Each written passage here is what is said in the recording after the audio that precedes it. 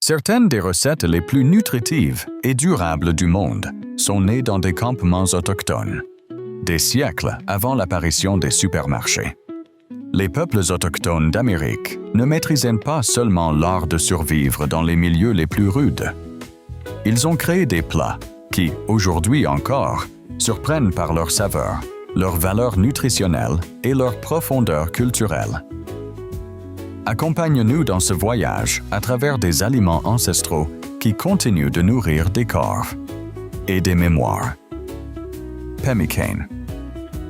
Le pemmican, ou pemmican, était bien plus qu'un simple mets. C'était une véritable stratégie de survie millénaire. Sa recette, en apparence simple, obéissait à une logique parfaite pour affronter des climats extrêmes et de longues marches. La viande, le plus souvent de bison, d'élan ou de cerf, était séchée jusqu'à éliminer toute humidité, évitant ainsi toute décomposition. Cette viande déshydratée était ensuite réduite en poudre ou en fins filaments et mélangée à de la graisse animale fondue, qui jouait le rôle de conservateur naturel. Dans certaines variantes, on ajoutait des fruits secs comme les canneberges ou les cerises sauvages, ce qui rehaussait le goût tout en apportant sucre et antioxydants bénéfiques.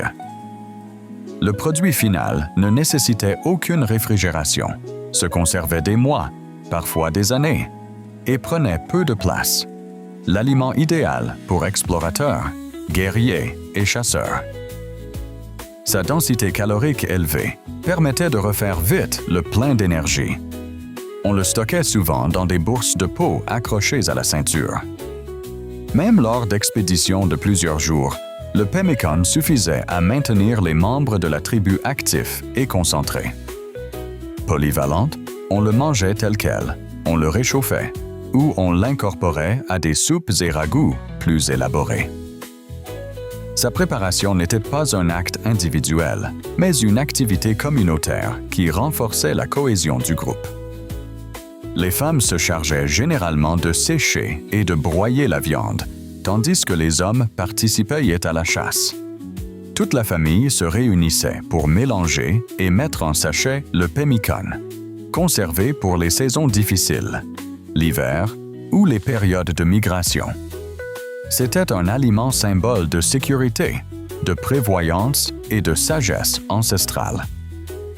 Chaque lot témoignait de l'ingéniosité et de l'adaptation des peuples originaires à leur environnement. Au-delà de son importance nutritionnelle, le pemmican avait une valeur commerciale et culturelle. Certaines tribus l'échangeaient avec d'autres peuples ou avec des marchands européens qui en reconnurent vite l'utilité. À l'époque du commerce des fourrures, il devint une denrée essentielle pour voyager en territoire reculé. Il prit aussi une dimension cérémonielle. Des versions spéciales étaient préparées pour rites ou célébrations, avec des ingrédients choisis et des techniques héritées des anciens. Ainsi, la nourriture devenait aussi un emblème d'héritage culturel. Aujourd'hui, le pemmican renaît chez celles et ceux qui recherchent des régimes ancestraux, mouvements paléo ou alimentation non transformée. Sa fabrication artisanale et sa composition naturelle en font une référence de durabilité et de santé. Même modernisé ici ou là, l'esprit du pemmican demeure intact.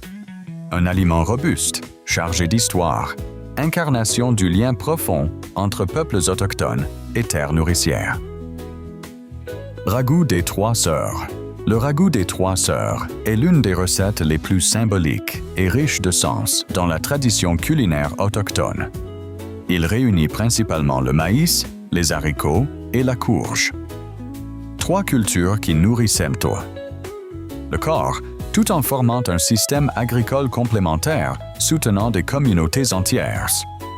Le maïs servait de tuteur vertical, les haricots grimpaient sur ses tiges et fixaient l'azote au sol, tandis que la courge, avec ses larges feuilles, préservait l'humidité et limitait les ravageurs. Cette synergie parfaite n'avait rien du hasard. Elle résultait de siècles d'observation, de respect de la terre et d'un savoir transmis oralement. De nombreuses nations, comme les Cherokees, les Haudenosaunee, Iroquois ou les Lenape, considéraient ce ragoût non seulement comme une source de nourriture, mais comme une manifestation tangible d'harmonie avec la nature. Le plat variait selon les régions et les ingrédients disponibles, tout en conservant la trame des trois sœurs. On ajoutait souvent des herbes locales, ail sauvage, sauge et pasote, qui lui donnaient un profil aromatique unique et nuancé. La cuisson, lente et minutieuse, laissait à chaque ingrédient le temps de se fondre aux autres. L'aspect social était fondamental. Préparer ce ragoût demandait du temps et favorisait la collaboration. Certaines us récoltaient, d'autres nettoyaient, coupaient, allumaient le feu. On le cuisinait volontiers en grande quantité pour nourrir des familles étendues ou le partager lors de cérémonies. Sigis, où le fait de manger ensemble devenait un geste d'unité et de gratitude. Au-delà des saveurs, le ragoût des trois sœurs nourrissait l'esprit collectif. Sa portée symbolique a traversé les générations. Dans certaines traditions, chaque sœur représente un aspect de la vie. Le maïs comme soutien vital, les haricots comme lien communautaire et la courge comme protection. Ensemble, elles reflètent l'interdépendance du vivant et l'importance de coopérer pour prospérer. Chaque cuillerée devient une leçon de respect, de gratitude et de réciprocité, clé de la cosmovision autochtone. Aujourd'hui, on le cuisine encore dans des foyers autochtones comme dans des festivals culturels pour honorer la résilience des peuples originaires. Nombre de chefs contemporains ont remis ce plat à l'honneur, l'adaptant au contexte urbain sans trahir son essence. En le goûtant, on savoure des ingrédients millénaires et l'histoire vivante d'une relation sacrée entre l'humanité et la terre. Le ragoût des trois sœurs demeure un symbole de résistance, de mémoire et de continuité culturelle. Bouillon d'os de bison. Le bouillon d'os de bison n'était pas seulement un plat réconfortant. C'était un véritable élixir de vie pour de nombreuses nations de l'Amérique du Nord. La préparation reposait sur une cuisson prolongée des os, des heures, parfois des jours, afin d'en extraire tous les nutriments essentiels. On obtenait un bouillon riche, gélatineux, chargé de collagène, de minéraux et de goût, idéal pour refaire des forces après une dure journée ou pendant la maladie. À une époque sans complément ni pharmacie, ce bouillon était la médecine la plus puissante offerte par la nature. Le bison était un être sacré, et son sacrifice s'accompagnait d'un profond respect. Rien n'était gaspillé. La viande se consommait fraîche ou séchée. La peau devenait vêtement ou abri. Les os servaient d'outils. La graisse entrait en cuisine ou en fabrication de chandelles. Le bouillon d'os fermait la boucle de cet usage intégral. Les os, lavés et brisés, cuisaient dans de grands chaudrons avec des racines sauvages, de l'ail natif, de l'oignon sauvage ou des baies médicinales. Une préparation qui associait nutrition et guérison.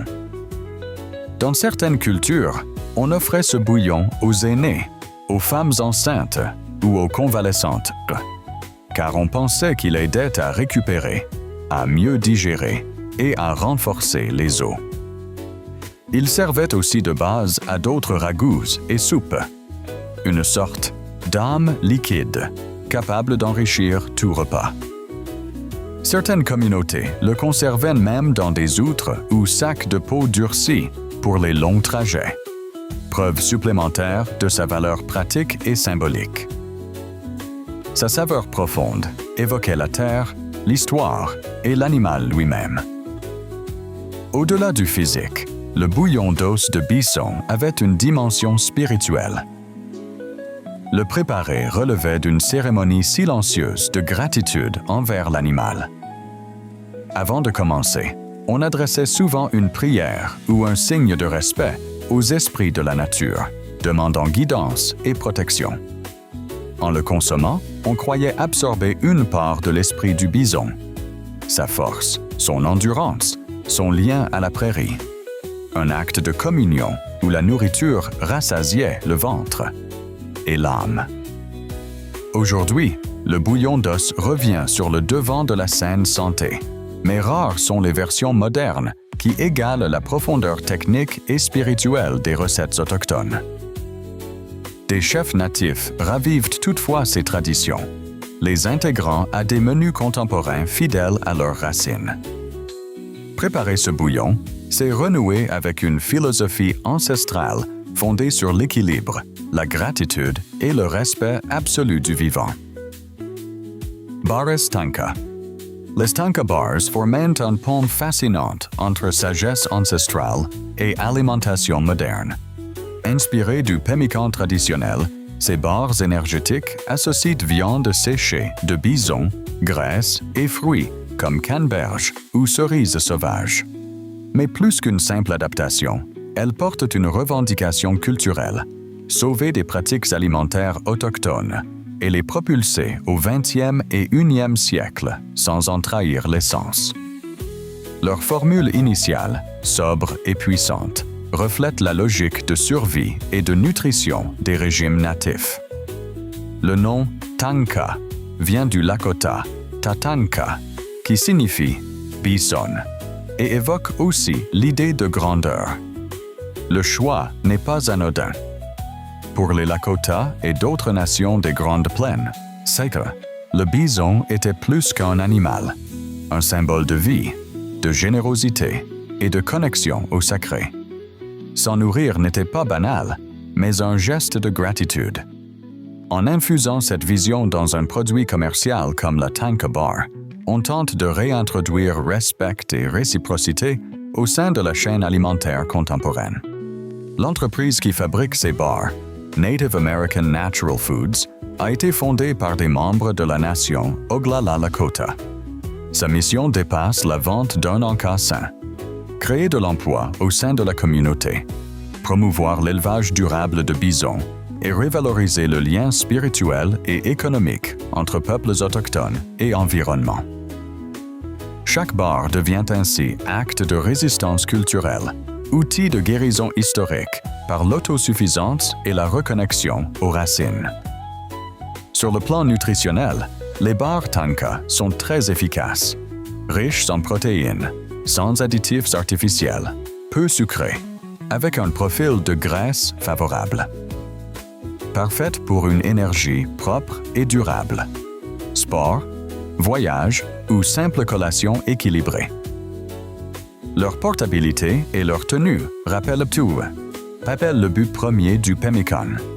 Un aliment fiable, résistant et riche en nutriments essentiels. Cette continuité fonctionnelle explique en partie leur succès. En croquant une barre Tanka, tu choisis plus qu'un aliment sain.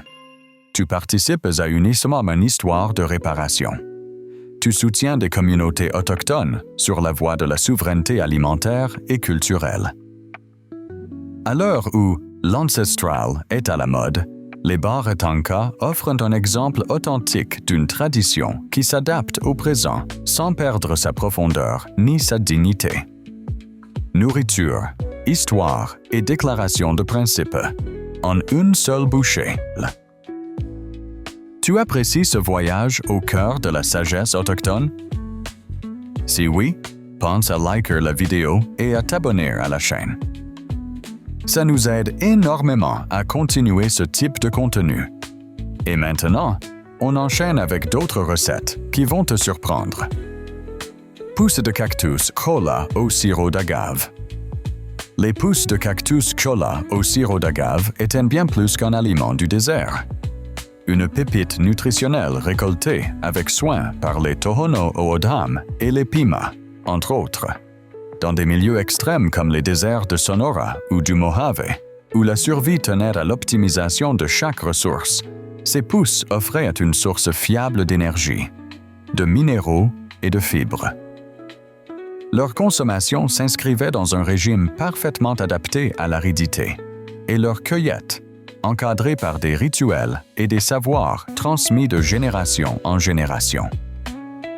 La cholla produit des pousses comestibles durant une brève fenêtre annuelle. Leur récolte devenait donc un événement. Ces boutons de cactus, couverts d'épines, exigeaient des outils dédiés et un vrai doigté pour éviter de se blesser. Les tribus utilisaient des pinces en bois ou de longues perches munies de crochets pour les détacher en sécurité. On les grillait ensuite sur des braises pour brûler les épines, puis on les faisait sécher au soleil afin de les conserver plusieurs mois. Cette technique garantissait un aliment à haute densité nutritionnelle en période de disette. Leur goût était singulier, un mélange de noisettes, d'herbes et une pointe d'acidité qui s'accordait parfaitement à la douceur naturelle du sirop d'agave. Ce sirop provenait de la sève de diverses espèces d'agaves de sauvage, qu'on faisait réduire jusqu'à épaississement, obtenant un édulcorant sombre, aromatique, à faible index glycémique. Bien avant le sucre raffiné, l'agave était la principale source de douceur pour de nombreuses cultures du Sud-Ouest, également utilisée en boissons fermentées, onguents médicinaux et rituels. Le plus étonnant restait la valeur nutritionnelle. Une portion de pousse de cholla pouvait contenir plus de calcium qu'un verre de lait, ainsi que du magnésium, du potassium et des fibres solubles. Des nutriments favorables aux os, à la régulation de la glycémie et à la digestion. De quoi en faire un véritable super-aliment. Rien d'improvisé. Tout découlait de siècles d'observation, de respect de la terre et du savoir accumulé des femmes récolteuses, expertes des cycles naturels. Aujourd'hui, pousse de cholla et sirop d'agave trouvent de nouveaux publics en cuisine alternative, en médecine naturelle et en gastronomie contemporaine. Mais, dans les communautés originaires, ils demeurent une partie intégrante de l'identité culturelle. Les remettre à l'honneur, c'est faire un choix santé et un acte de mémoire. Manger ces pousses au sirop d'agave, c'est retrouver un mode de vie intimement lié au désert, un écosystème apparemment hostile qui a pourtant soutenu des civilisations entières avec intelligence, humilité et respect. Rôti de bison au baie de genévrier. Le rôti de bison au baie de genévrier était une préparation emblématique chez les nations des Grandes Plaines. Au-delà du goût, il reflétait une philosophie de respect total envers l'animal. Chaque partie du bison avait un usage. La viande pour se nourrir, la peau pour l'abri, les os pour les outils, jusqu'aux bouses comme combustible. Cuisiner sa viande relevait du cérémonial autant que de la nécessité. La cuisson lente, sur feu direct ou en four de terre, garantissait une chair juteuse et tendre. Les baies de genévrier, écrasées puis frottées sur la surface, apportaient une note résineuse et citronnée qui équilibrait l'intensité de la viande. Au-delà de l'épice, ces baies agissaient aussi comme conservateurs naturels. Ces recettes n'étaient pas improvisées. Elles se transmettaient de génération en génération dans le cadre d'un savoir collectif. Les femmes enseignaient à leurs filles l'art des condiments. Les hommes apprenaient la chasse et le feu. Une préparation partagée, une tradition familiale vivante. L'arôme du rôti dans les campements marquait fêtes et rituels importants. Partager ce repas renforçait les liens du groupe et rappelait que la nourriture est un don de la terre, une manière d'exprimer la gratitude pour les présents du monde naturel et d'affirmer l'identité culturelle. Aujourd'hui, le rôti de bison reste présent dans des festivals autochtones et des cuisines en quête de tradition. Même avec des outils modernes, le respect du processus et cette saveur ancestrale unique demeurent. Soupe d'ortie. La soupe d'ortie, simple mais essentielle, était courante chez de nombreuses tribus du Nord et de l'Ouest de l'Amérique du Nord. On cueillait les jeunes orties au début du printemps, dès la repousse après l'hiver. Malgré sa réputation urticante, la plante était très prisée pour sa richesse en fer, en calcium et en vitamines. La cueillette demandait soin et expérience. On ne ramassait que les feuilles les plus tendres, avant la floraison. Après ébullition, elles perdaient tout pouvoir irritant, devenant souples et agréables au palais. Elles cuisaient dans l'eau avec d'autres herbes sauvages, parfois enrichies d'un peu de graisse animale ou de poisson séché. Cette soupe apportait un répit bienvenu après des mois centrés sur des aliments secs ou conservés. Sa saveur fraîche et herbacée revitalisait le corps et rétablissait des nutriments essentiels perdus durant l'hiver. Elle participait aussi à des rituels de renouveau et de purification. Au-delà de la cuisine, l'ortie avait sa place en médecine traditionnelle. Anti-inflammatoire naturel, diurétique, remède pour la peau. Sa fibre servait également à fabriquer cordages et tissus, preuve de sa polyvalence. Aujourd'hui, l'ortie fait son retour comme super aliment. Mais pour les communautés autochtones, elle a toujours incarné l'ingéniosité et une relation respectueuse avec la nature. La soupe d'ortie nourrissait le corps et renforçait le lien au milieu. Anguille fumée. L'anguille fumée constituait un aliment fondamental dans le nord-est de l'Amérique du Nord, notamment chez les Penobscot, Mi'kmaq et Lenape. Ces communautés riveraines savaient tirer parti des cours d'eau pour obtenir une protéine de haute valeur, et l'anguille, grasse et facile à conserver, figurait parmi les prises les plus précieuses. Les techniques de pêche incluaient des pêcheries de pierre, dites weirs, ainsi que des lances et des filets. Ce savoir se transmettait oralement, et les enfants apprenaient très tôt à reconnaître les cycles migratoires des anguilles. Pêcher, c'était aussi une activité communautaire et un moment d'apprentissage. Une fois capturées, les anguilles fumaient lentement des heures, parfois des jours, selon la quantité. Le fumage intensifiait la saveur et assurait une longue conservation, idéale pour l'hiver ou les déplacements. Leur goût, puissant et onctueux, était hautement nourrissant. Au-delà de l'aliment, l'anguille fumée servait parfois dans les échanges entre tribus ou comme offrande. On lui prêtait une énergie spirituelle liée à l'eau, élément de vie et de mouvement.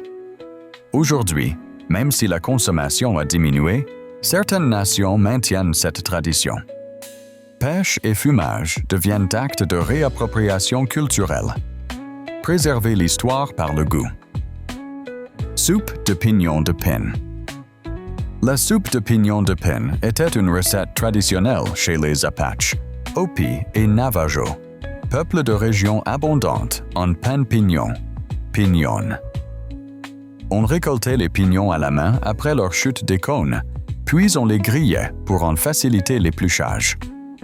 Un processus long, mais essentiel pour obtenir un ingrédient riche et très nutritif.